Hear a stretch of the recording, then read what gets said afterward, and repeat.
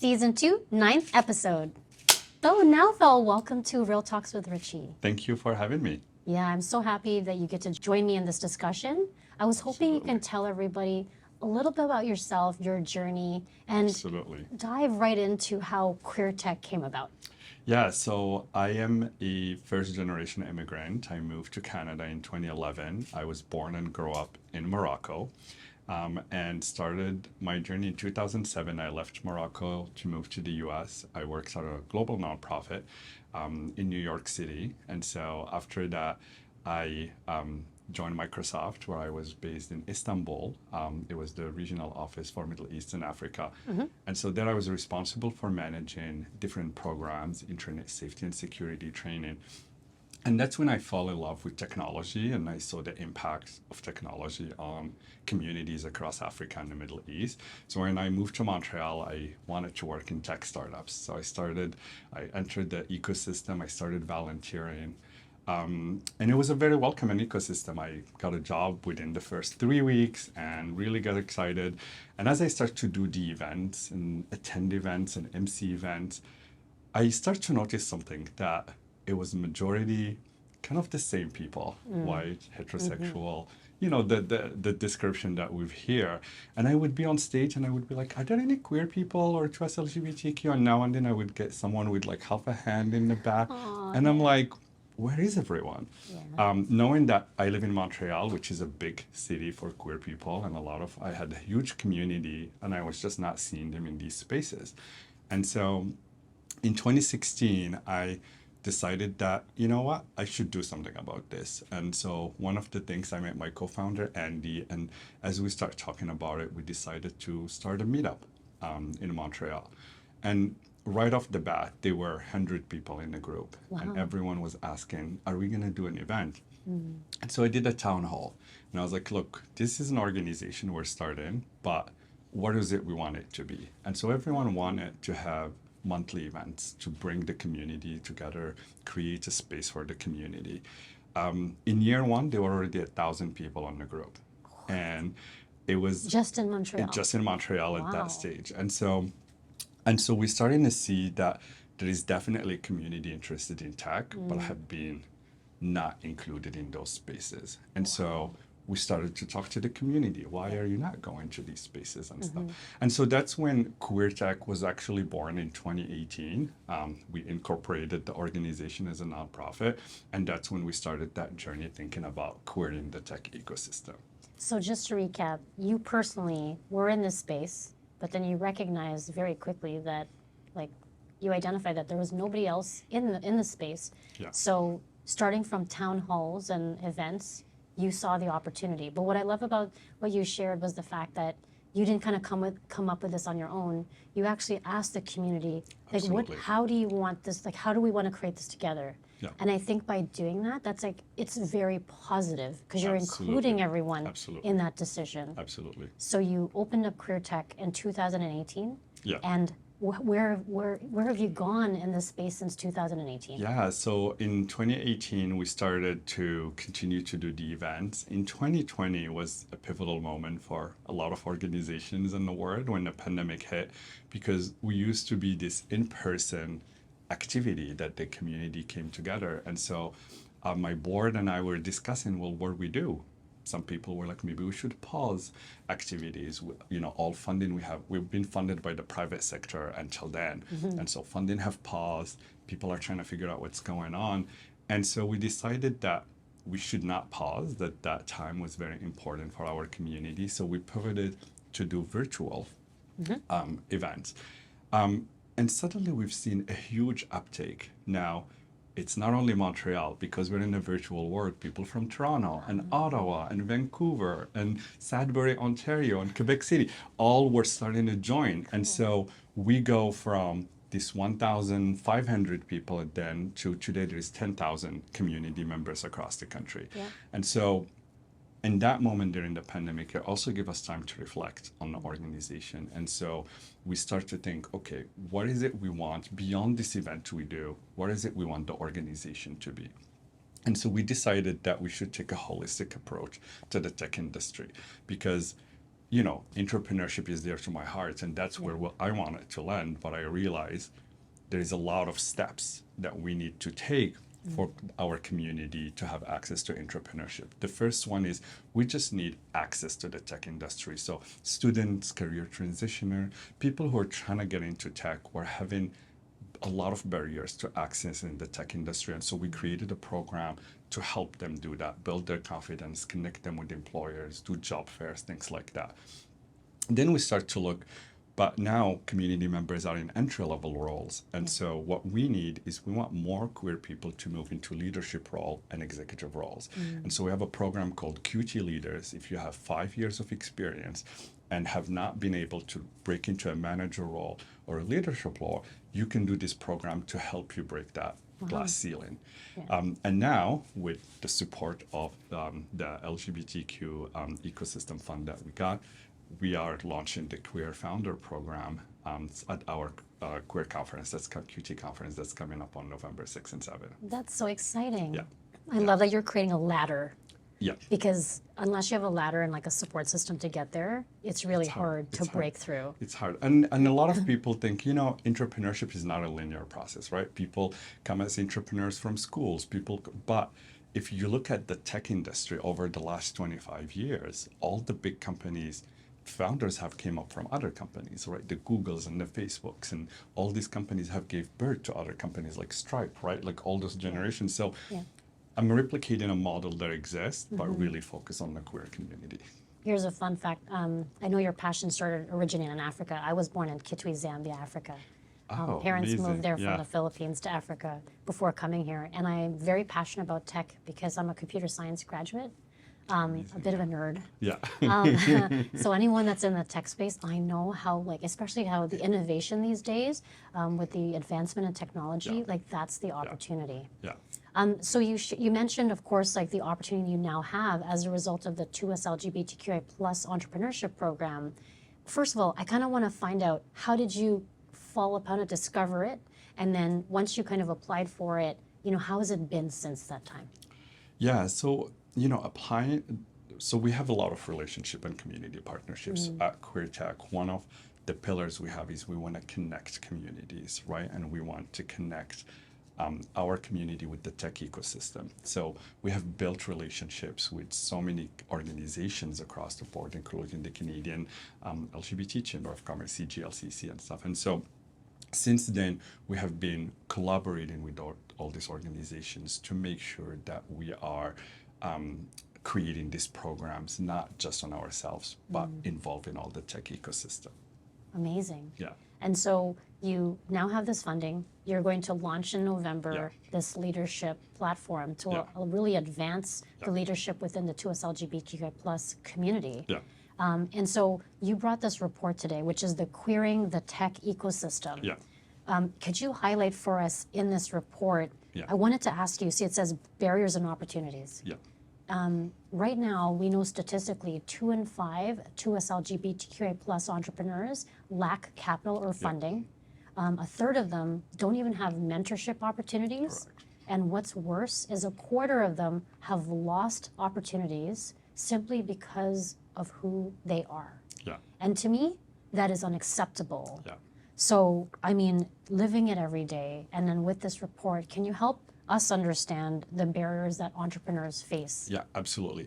So, for us, again, going back to the holistic approach we wanted to take to tech, the first thing we did is we've partnered with 2 universities in Montreal, University of Montreal and Concordia, and we wanted to use academia to support us do this research, and we worked with industry all. Why? Because we wanted to understand the barriers in general. We found in order to create these programs, we looked at the first step to enter the industry is recruitment, right? So we surveyed participants and asked them about their experience in the recruitment process.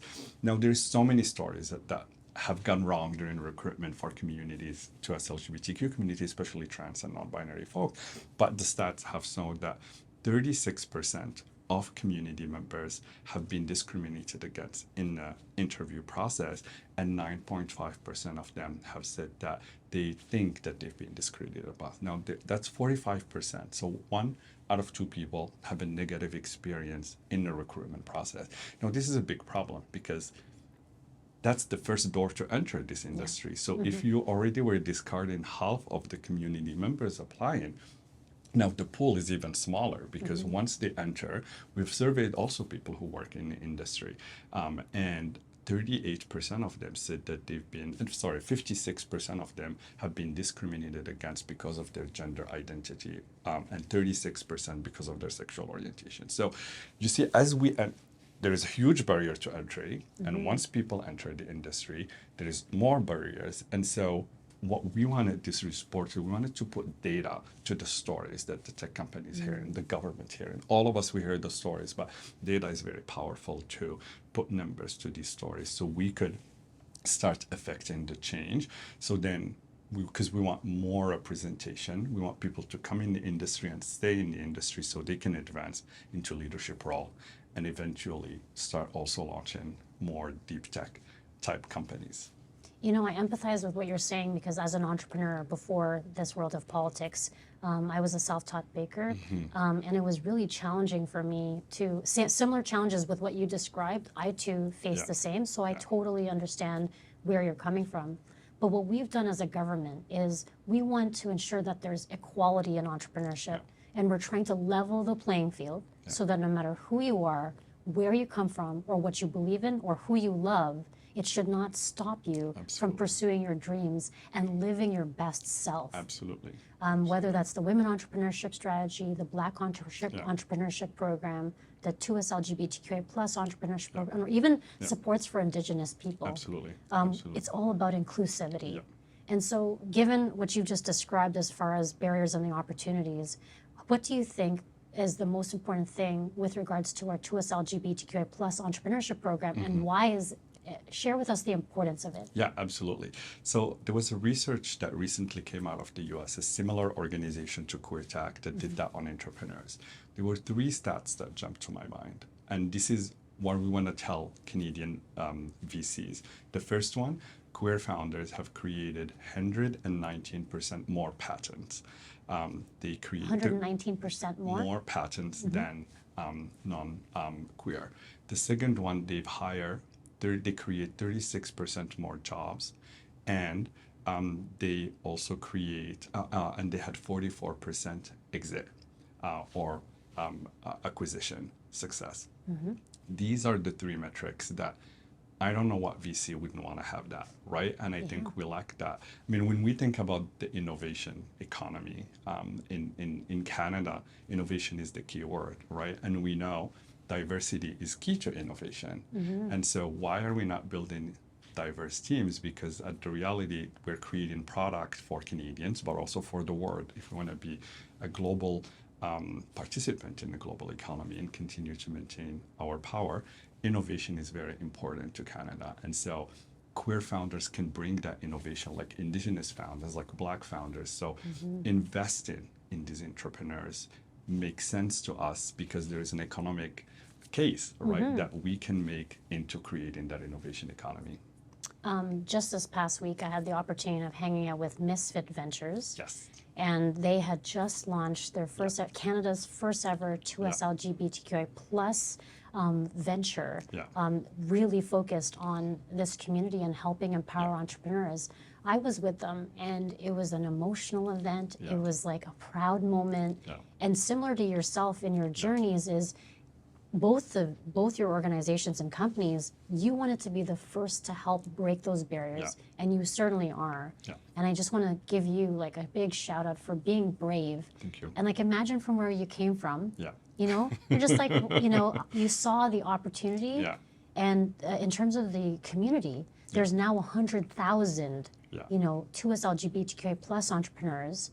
You generate billions of dollars, and you create a significant number of jobs in Canada. Absolutely. And so that to me is the opportunity. That to me is the impact.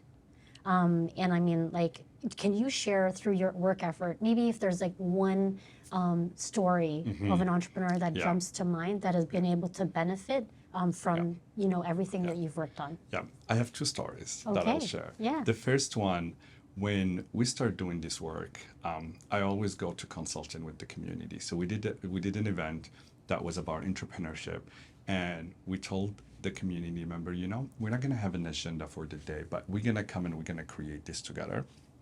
Depend on what you need on. We have all the skills we need in this community, so we can do that. The first question I ask is, okay, so the thing that came out is people were like, we want a queer founder program. Can you help create a program? And I'm like, there are so many programs already. In Quebec, in Montreal, in Canada, so many programs. Why are you not going to the program? And one person, a trans person, raised their hands and said, I've tried. I went to 3 programs and I quit on day 1. And I was like, why do you quit?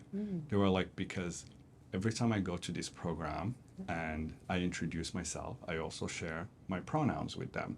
And all throughout the day, the teacher and the people keep misgendering me. And it just becomes a traumatic event for me throughout the day that I don't have it in me to go back to that space where I don't feel seen or accepted. Wow. And so belonging is powerful, right? And that's what we don't think about a lot when we look at data. It's like that sense of belonging for people, because if you don't belong, you discard yourself from that space, and so you discard yourself from the opportunities that come with those spaces, and so you struggle on your own. And that's why this program is really important. It's because we want to create these spaces. Now, the second story, it's an entrepreneur who's on my board who's very successful, an indigenous entrepreneurs, and they've recently shared on their LinkedIn about now they're hiring people. They're in a position, privileged, they have the company, it's successful, and they're hiring people. And one person started the interview process with them and then dropped out, and they emailed them and they said, I just realized your companies is made by a bunch of feminine men and lesbians that know nothing about tech. I'd rather not work for you. That was an email sent to someone who's hiring, and so they, of course, didn't reveal the name of the person, but shared this experience online. And then the person go again and email them all this hate email about how they know nothing and that people should be very powerful. And so you look at these things and you see these people who don't understand these experiences. Even if you become an entrepreneur and successful and create a company, you're still getting all that hate and attacks. And so these are the stories that we hear every day. And that's why, these programs are really important, because even if you're a successful entrepreneur, you still need community and support from that community. And in fact, more so. More so, absolutely. I think when you shared with me, I kind of it's giving me, I just need a moment, because I can't even imagine. I mean, we see it today, and I think it's terrifying. The rise in hate towards the 2S LGBTQ plus community, particularly trans rights. And what terrifies me is, we've launched these incredible programs that I've seen have made literally transformative differences for many underrepresented groups. But yet the leader of the opposition and the Conservatives, they voted against women. They voted against Black entrepreneurs.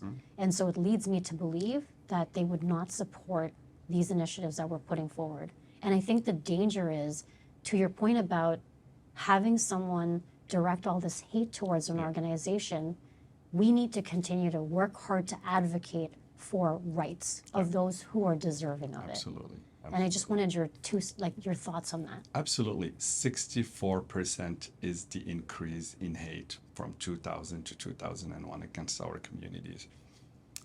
Any community member who's on social media have probably had a negative experience at some point, through the comments, through the messages from someone who the hate is getting fueled by parties who might not be exposed to the stories that we live and the people that we are. And honestly, I've never thought that human rights will be on the ballot one day in Canada, because I moved here for the opportunity, but because of the safety, right? I couldn't be who I am in Morocco, but I can be who I am here. And when we see that, it it's devastating because we have worked so hard to advance Exactly. the community and Yep. where we are, and we're looking to move from this surviving mode to a thriving mode.